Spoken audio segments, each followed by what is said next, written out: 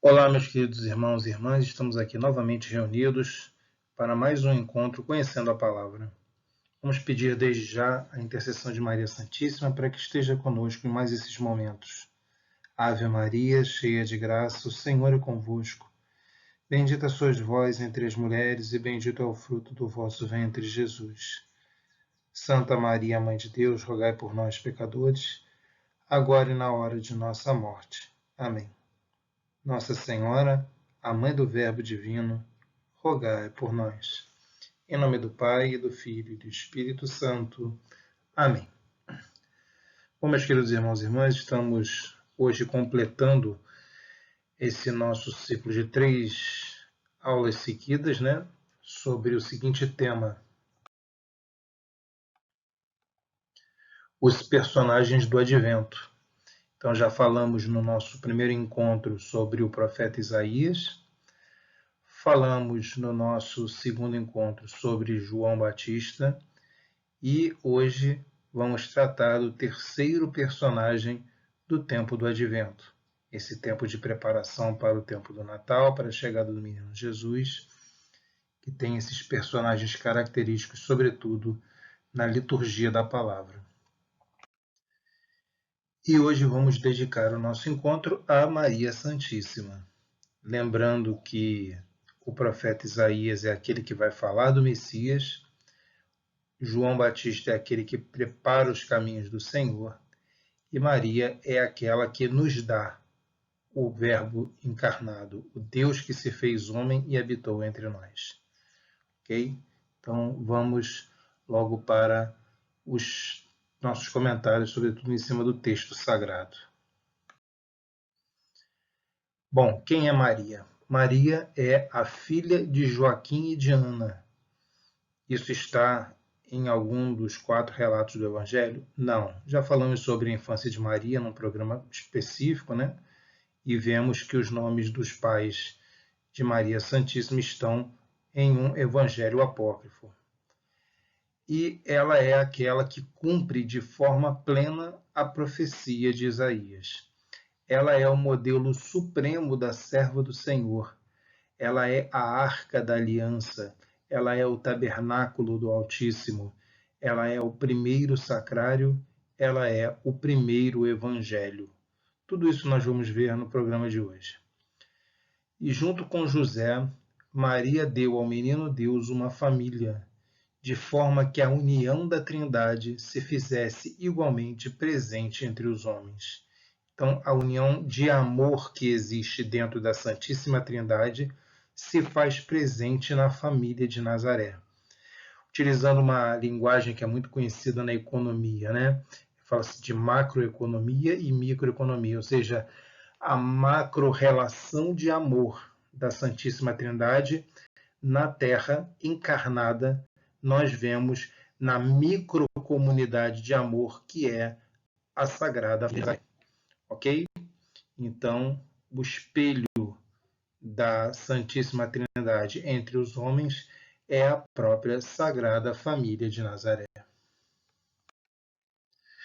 São José é, portanto, o copartícipe com Maria na missão de acolher a Jesus entre os homens. Então é interessante que, propriamente, São José não é um dos 3 personagens típicos do tempo do Advento, mas é praticamente impossível nós dissociarmos o papel de Maria de nos dar e acolher ao menino Jesus sem nos lembrarmos da figura de São José.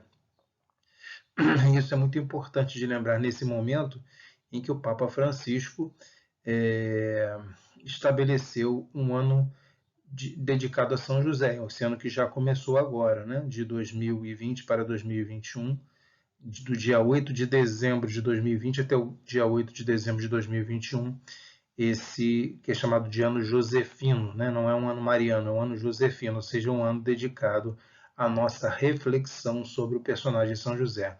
Personagem encantador e um exemplo, um testemunho vivo, sempre a ser seguido pelos homens. Ok? Vamos seguir.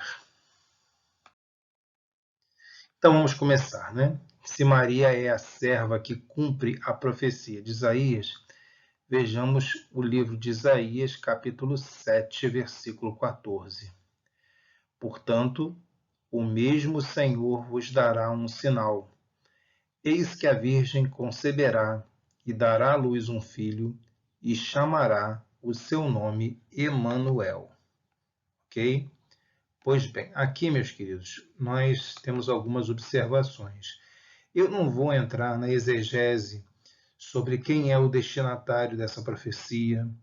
É uma exegese que eu não considero muito complicada, mas vamos dizer assim, é polêmica, porque ela vai mostrar que essa profecia de Isaías ela não foi diretamente destinada a Jesus, mas fato é que plenamente foi Jesus quem a cumpriu, ok?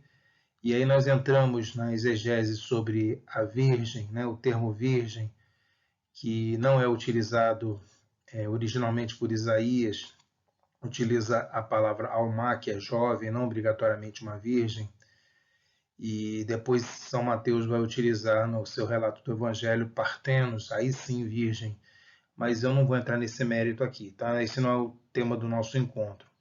Então, apenas mostrando que essa profecia de Isaías ela é plenamente cumprida em Jesus de Nazaré. E lembrando também que Emanuel, esse nome, né? El, final, esse nome, significa o nome de Deus, então é Deus, ok? E Emanu vem de Imanu, ou seja, conosco. Nu é nosco, Im é com. Então, Deus conosco, Deus conosco, ok? Então, mesmo o Senhor vos dará um sinal, eis que a Virgem conceberá e dará à luz um filho, e chamará o seu nome Emanuel. Então, essa jovem, né, que é falada por Isaías, se cumpre plenamente na pessoa da Virgem Maria, ok?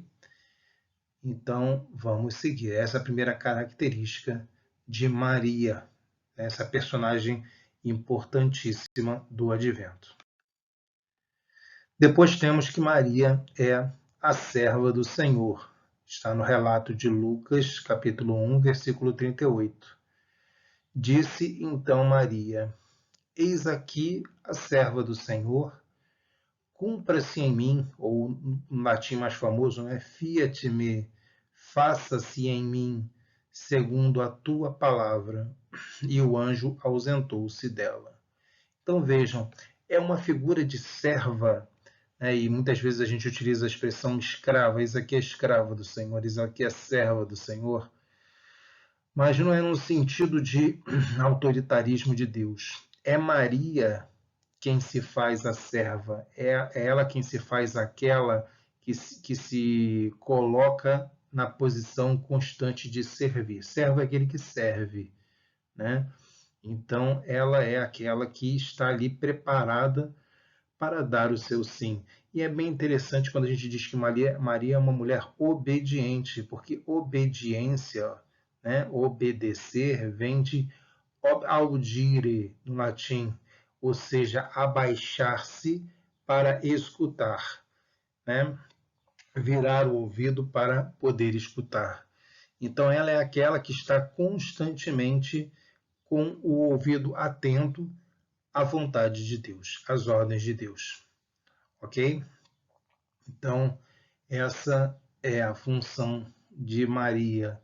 Às vezes, quando a gente utiliza a expressão fulano é servil, a gente fala num tom pejorativo, né? Uma coisa depreciadora.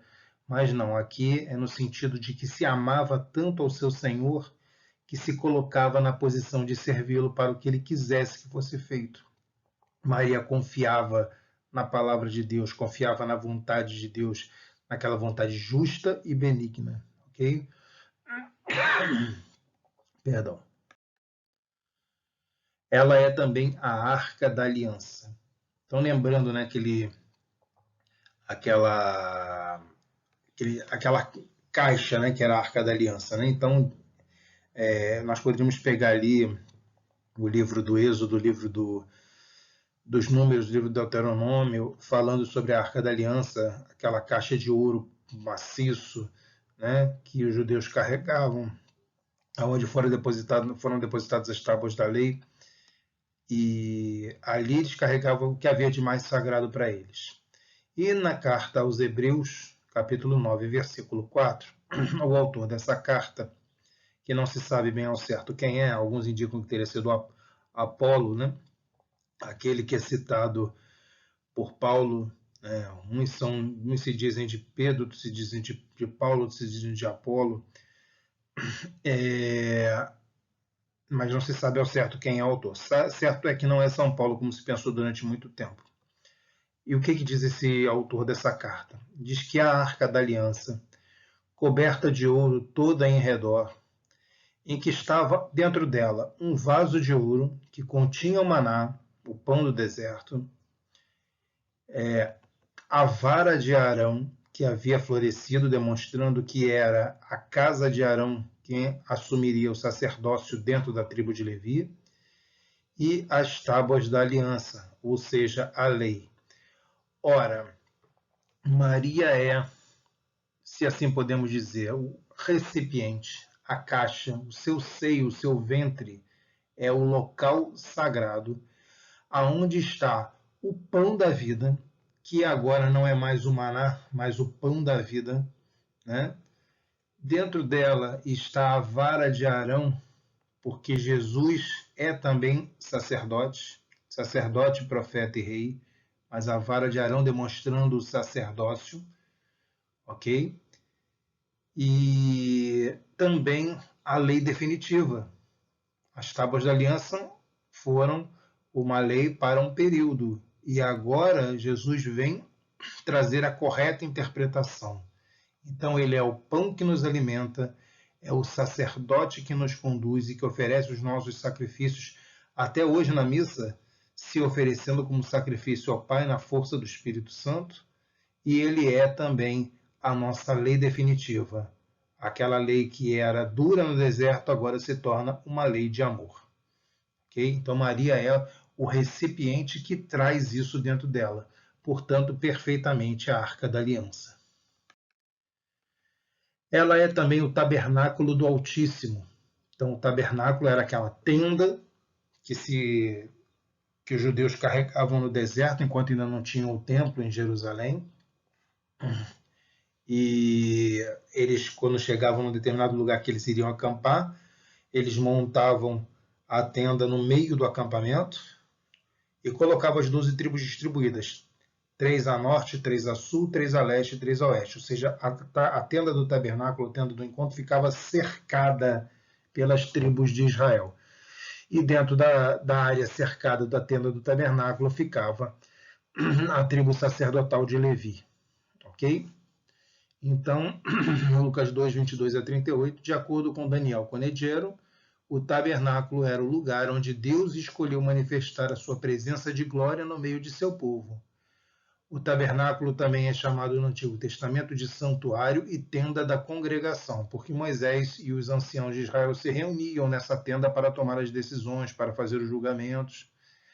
E essa designação indica seu propósito e significado em ser um lugar de reunião entre Deus e seu povo escolhido.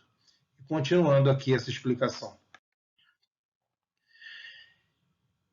E cumprindo-se os dias da purificação dela, né, já dentro de Lucas, no Evangelho de Lucas, segundo Lucas, e cumprindo-se os dias da purificação dela, de Maria, segundo a lei de Moisés, o levaram a Jerusalém. Levaram quem? O menino Jesus.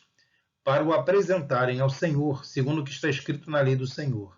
Todo macho primogênito será consagrado ao Senhor. E para darem a oferta segundo o disposto na lei do Senhor, um par de rolas ou 2 pombinhos. Havia em Jerusalém um homem cujo nome era Simeão, e este homem era justo e temente a Deus, esperando a consolação de Israel. E o Espírito Santo estava sobre ele. E fora-lhe revelado pelo Espírito Santo que ele não morreria antes de ter visto o Cristo do Senhor. E pelo Espírito foi ao templo, e quando os pais trouxeram o menino Jesus para com ele procederem segundo o uso da lei, ele então o tomou em seus braços e louvou a Deus e disse: Agora, Senhor, despedes em paz o teu servo, segundo a tua palavra, pois já os meus olhos viram a tua salvação, a qual tu preparaste perante a face de todos os povos, luz para iluminar as nações e para a glória de teu povo Israel. E José e sua mãe se maravilharam das coisas que dele se diziam. E Simeão os abençoou e disse a Maria, sua mãe: Eis que este é posto para a queda e elevação de muitos em Israel, e para sinal que é contraditado. E uma espada traspassará também a tua própria alma, para que se manifestem os pensamentos de muitos corações. E estava ali a profetisa Ana, filha de Fanuel, da tribo de Asser. Esta era já avançada em idade e tinha vivido com o marido 7 anos, desde a sua virgindade. E era viúva, de quase 84 anos, e não se afastava do templo, servindo a Deus em jejuns e orações de noite e de dia. E sobrevindo na mesma hora, ela dava graças a Deus e falava dele a todos os que esperavam a redenção em Jerusalém. Então é interessante nós pensarmos que o tabernáculo, ele, assim como o templo depois em Jerusalém, ele guardava dentro de si, né, 2 compartimentos. O primeiro compartimento chamado Lugar Santo, onde ficavam os pães da proposição. Já também tivemos um encontro aqui, uma aula somente falando sobre o templo e sobre o tabernáculo. Mas lembrando, né, ficava o da proposição, ficava a menorá, né, o candelabro, e também havia um lugar dentro, mais interno ainda, o último compartimento, chamado o Santo dos Santos, onde ficava guardada a Arca da Aliança. E quando tivemos o templo em Jerusalém, uma vez ao ano, o sumo sacerdote podia entrar nesse compartimento e aspergir o propiciatório, a tampa da Arca da Aliança.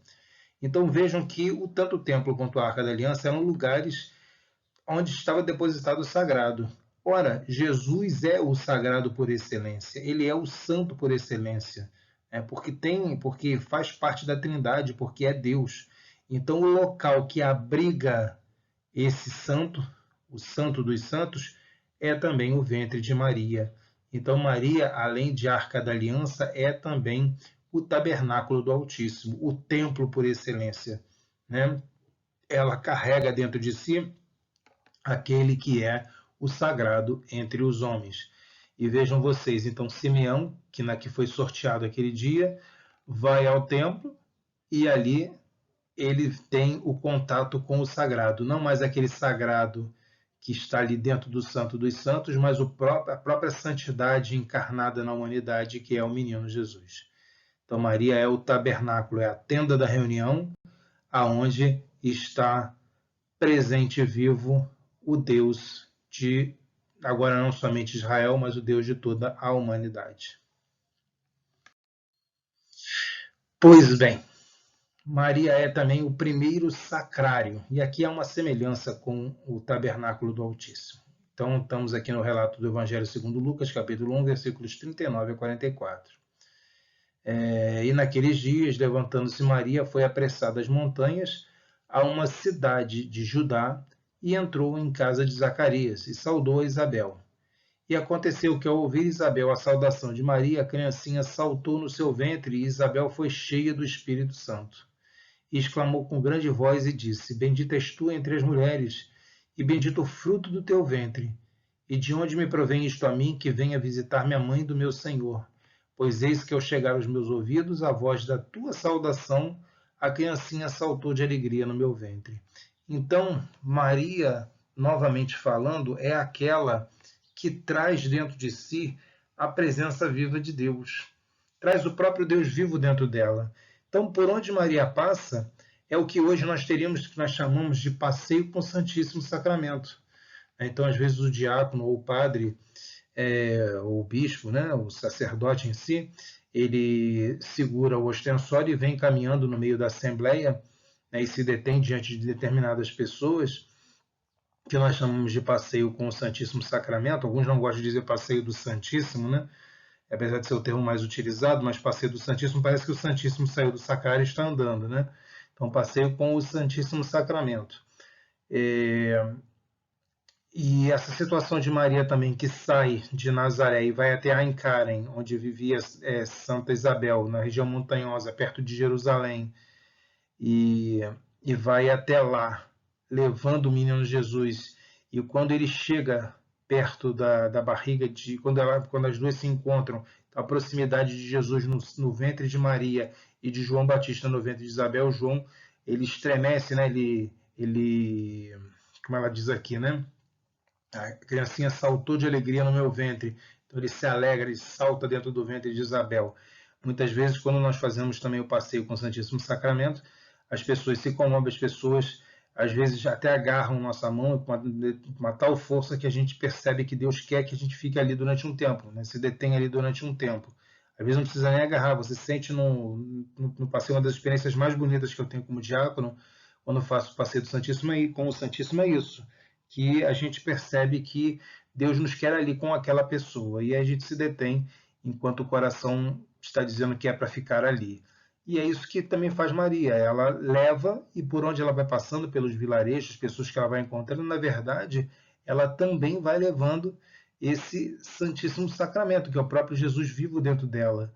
Né? Então, Maria também tem esse papel de levar Jesus até as pessoas que precisam. Acho que fica aqui até uma dica para quem vai rezar o terço nos mistérios gozosos, quando for fazer a reflexão sobre o segundo mistério, que é a visita de Maria Santíssima, pense sempre nisso também, que Maria foi levar o menino Jesus. Então, que nós também somos chamados a levar Jesus ao mundo.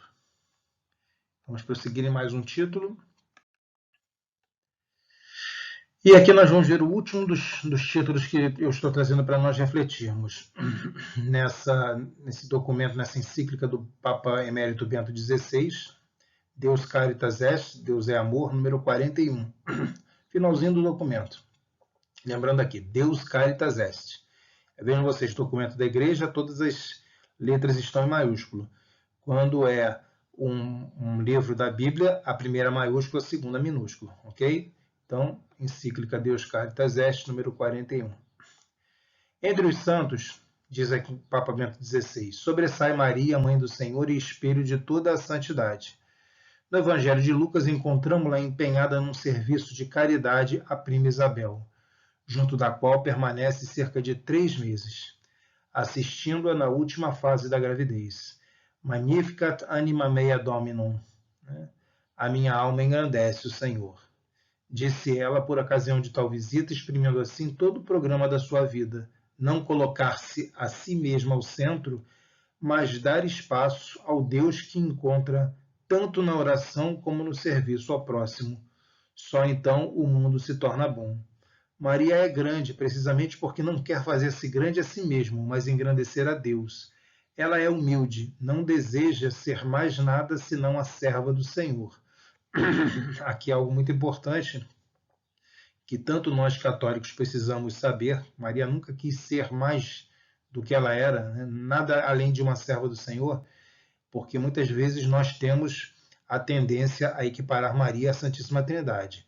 E aqui fica também uma observação para os nossos irmãos protestantes, que nos acusam de adorar Maria. Não é esse o papel dela e nós sabemos disso, ok? Então, não é verdade que nós adoramos Maria e também é verdade que alguns católicos abusam, mas Maria nunca quis ser mais do que é e por isso ela é tão importante para nós.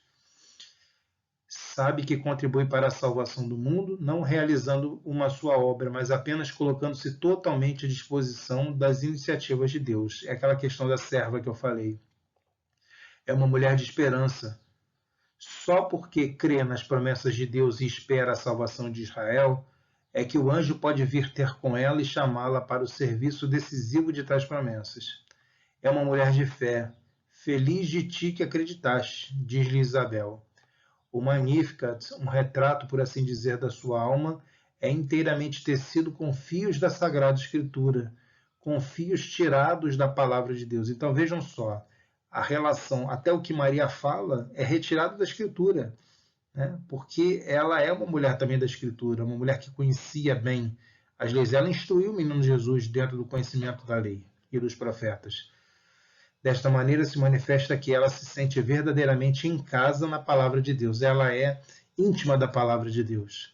Dela sai e a ela volta com naturalidade. Ora, meus queridos, se de Maria sai essa intimidade com a palavra de Deus e a ela volta, é porque nela estava a palavra de Deus. E quem é que no Novo Testamento guarda as palavras de Deus, senão o próprio Evangelho? Então vejam que beleza que o Papa Bento XVI está dizendo. Fala e pensa com a palavra de Deus, porque ela está impregnada como uma esponja cheia da palavra de Deus. Né? Esta torna-se palavra dela. Então a palavra de Deus se torna a palavra de Maria, e a sua palavra nasce da palavra de Deus. Além disso, fica assim patente que os seus pensamentos estão em sintonia com os de Deus, que o dela é um querer juntamente com Deus. Então, essa belíssima explicação do Papa Bento XVI nos faz entender claramente que Maria é aquela que leva a palavra de Deus dentro dela, que leva o verbo de Deus. E aí, lembrando o prólogo do Evangelho de segundo São João, o início do Evangelho de segundo São João, capítulo 1, versículo 1. No princípio era o verbo, ou no princípio era a palavra, o verbo estava voltado para Deus e o verbo era Deus. A palavra era Deus. Então, se Maria leva dentro de si a palavra de Deus, e quem leva a palavra de Deus, quem leva essa boa nova é o Evangelho, então Maria é, sim, o primeiro Evangelho da humanidade. Ok? Continuando, vivendo intimamente permeada pela palavra de Deus, como eu disse a vocês, como uma esponja que suga totalmente a palavra de Deus, ela pôde tornar-se mãe da palavra encarnada. Enfim, Maria é uma mulher que ama, e como poderia ser de outro modo, enquanto crente que na fé pensa com os pensamentos de Deus e quer com a vontade de Deus, ela não pode ser senão uma mulher que ama. Isto mesmo intuímos nós nos gestos silenciosos que nos referem os relatos evangélicos da infância. Vemo-la na delicadeza com que em Caná se dá conta da necessidade em que se acham os esposos e apresenta a Jesus. Vemo-la na humildade com que ela aceita ser transcurada no período da vida pública de Jesus, sabendo que o filho deve fundar uma nova família e que a hora da mãe chegará apenas no momento da cruz, ou seja, o momento que é reservado à mãe é somente no momento de dor, que será a verdadeira hora de Jesus. Mulher, ainda não chegou a minha hora, diz Jesus para ela em Caná nas bodas, né? Então aí vai chegar ainda essa hora. Então, quando os discípulos tiverem fugido, Maria permanecerá junto da cruz. Mais tarde, na hora de Pentecostes, serão eles a juntar-se ao redor dela, à espera do Espírito Santo. Então, uma mulher que levava a boa nova, uma mulher que tinha dentro de si a palavra, é muito difícil não fazer essa associação de Maria com o Evangelho. Né? Não somente a evangelizadora, mas o próprio Evangelho vivo, porque trouxe dentro de si a palavra de Deus por excelência, que era Jesus. Bom, meus queridos, somos obrigados a encerrar essa trilogia sobre os personagens do Advento com uma comparação com uma ultrapassagem de Jesus. Vejam só, o que fez Isaías? Isaías foi aquele que apontou o caminho. Já disse isso a vocês em algum momento. Isaías foi aquele que apontou o caminho. Vejam, esse será o Messias. Esse é o caminho de salvação. O que fez João Batista? João Batista foi o pregador da verdade, aquele que perdeu a vida, que teve a cabeça decapitada porque disse a verdade, porque apontou um erro do rei, porque melindrou com os interesses daquela que estava vivendo irregularmente com o rei Herodes, né? E por isso teve a cabeça cortada, né? Porque Salomé, filha dela, exigiu a cabeça de João. Então João era o homem que pregava a verdade. Então Isaías apontou o caminho, João falou a verdade e Maria é aquela que nos trouxe dentro de si e para nós, para o mundo todo, a vida por excelência. Ela não somente deu a vida ao menino Jesus, mas ela trouxe a vida porque possibilitou que nossa vida fosse definitivamente resgatada quando Jesus, não mais uma criança, vai se entregar na cruz, vai morrer e ressuscitar, nos dando a vida definitiva e posteriormente enviando o Espírito Santo ao cenáculo, quando os apóstolos estavam reunidos, com Maria Santíssima também, né, dando vida à igreja. E aí vocês vão me dizer, diácono, você está sugerindo quando Jesus diz eu sou o caminho, a verdade e a vida? Exatamente. Nesse momento, nesse tempo que nós vivemos do advento, nós revivemos essa citação de Jesus, porque nesse tempo nós refletimos sobre o caminho, sobre a verdade e sobre a vida. Então, nós refletimos sobre Jesus. Ok? Nós estamos no nosso penúltimo encontro, nosso último encontro é o próximo, e eu não gostaria de ter chegado ao final dessa nossa proposta, desse nosso projeto, sem ter dedicado com tanto carinho uma reflexão sobre Maria Santíssima. Agora, nesse período do Natal, eu estava conversando com minha ex-cunhada e ela me perguntava por que eu não me tornava um pastor, porque ela é de uma igreja protestante, né? Eu disse a ela que eu não poderia fazer isso sem trair Maria e que eu era consagrado a ela e jamais faria isso. Aí ela, na inocência dela, né, me disse, mas você não vai estar traindo Maria. E eu falei para ela, se eu fizer isso, o meu sentimento será de traição a ela. Então não vou jamais negar Maria, não vou negar Maria, e vou somente sempre agradecer o carinho e a dedicação que ela sempre teve por mim. Ok? Bom, vamos encerrando então o nosso encontro aqui. Até o nosso próximo encontro, ainda vou prepará-lo, vou escolher o tema final. Se nenhum outro pedido entrar nessa última semana agora, eu vou escolher um tema, já vi alguma coisa na internet bem interessante, para que a gente possa encerrar com um tema muito bonito. Ok? Pedindo a vocês que se inscrevam, deem like e comentem. Ainda temos tempo para isso. E pedindo a Deus que abençoe muito a vida de cada um de vocês. Que todos fiquem com a paz do Senhor. Shalom Aleichem. Tenham todos uma semana muito abençoada. Shavuot. E até o nosso próximo encontro. Leit Hawat. O Senhor esteja convosco, Ele está no meio de nós. Por intercessão de Nossa Senhora Virgem de Nazaré, abençoe-vos o Deus Todo-Poderoso, Ele que é Pai, Filho e Espírito Santo. Amém. Que Deus os abençoe.